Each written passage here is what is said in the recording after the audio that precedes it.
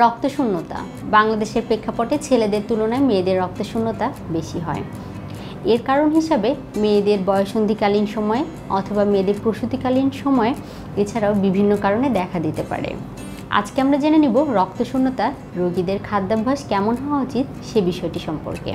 যদি রক্তশূন্যতা স্বল্প আকারে হয় সেই ক্ষেত্রে কিন্তু কোনো লক্ষণ সেইভাবে প্রকাশিত হয় না, কিন্তু রক্তশূন্যতা যদি তীব্র আকার ধারণ করে সেই ক্ষেত্রে কিন্তু বিভিন্ন ধরনের লক্ষণ প্রকাশিত হয়। অন্যতম লক্ষণ হচ্ছে আমাদের মাথা ব্যথা করা, মাথা ঝিমঝিম করা, আমাদের শরীরের মধ্যে ঝিমঝিম করা, বুক ধড়ফড় করা, আমরা কম পরিশ্রমে খুব ক্লান্তি অনুভব করি এবং অবসান্যতা দেখা দেয়।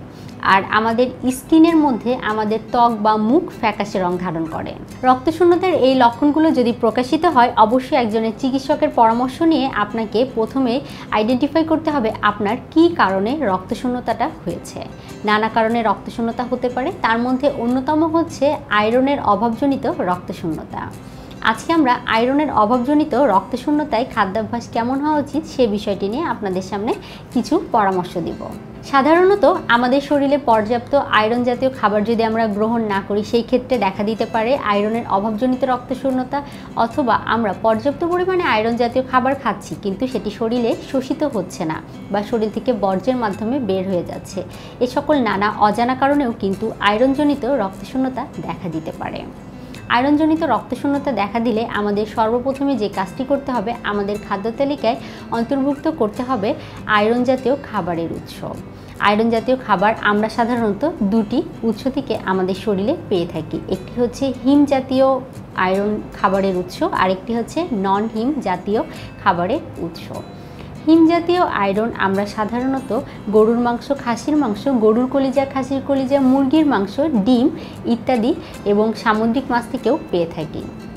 আর নন হিম আয়রন আমরা সাধারণত গাঢ় সবুজ শাকসবজি যেমন পালং শাক এই জাতীয় খাবার থেকে পেয়ে থাকি।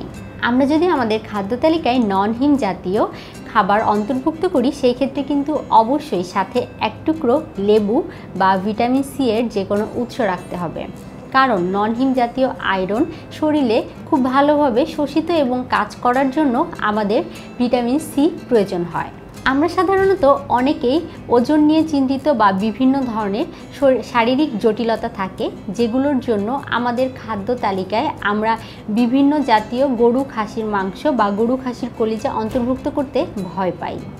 আমরা ভাবি এই জাতীয় খাবার যদি আমাদের খাদ্য তালিকা অন্তর্ভুক্ত করি সেক্ষেত্রে আমাদের শারীরিক জটিলতা বেড়ে যেতে পারে। কোনো শারীরিক জটিলতা না থাকে সেই ক্ষেত্রে তারা যদি রক্তশূন্যতায় ভোগেন তাদের কিন্তু খাদ্য তালিকায় অবশ্যই তারা গরু বা খাসির মাংস বা কলিজা প্রত্যেক দিন 10 থেকে 15 দিন একটানা যদি তারা 85 গ্রামের মতো রাখেন সেই ক্ষেত্রে তাদের আয়রন জাতীয় যেই রক্তশূন্যতা তৈরি হয়েছে সেটি কিন্তু প্রশমনে সাহায্য করবে।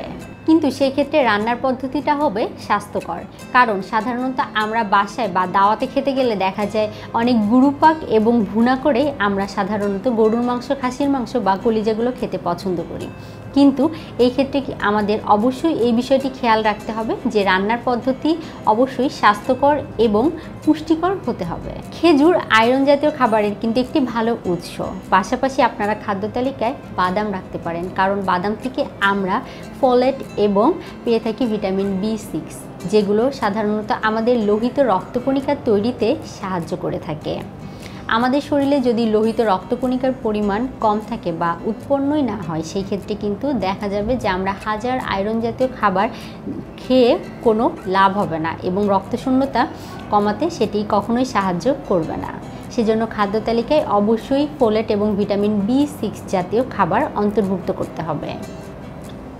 পাশাপাশি খাদ্য তালিকায় আনার ও তরমুজ জাতীয় ফলও কিন্তু রাখতে পারেন। পুদিনা পাতা বা ধনিয়া পাতা রস করেও কিন্তু আমরা খাদ্য তালিকায় অন্তর্ভুক্ত করতে পারি। এছাড়াও আমরা খাদ্য তালিকায় বিটের জুস অন্তর্ভুক্ত করতে পারি, যেটি সাধারণত আমাদের এই সমস্যাগুলো সমাধান করতে সাহায্য করবে।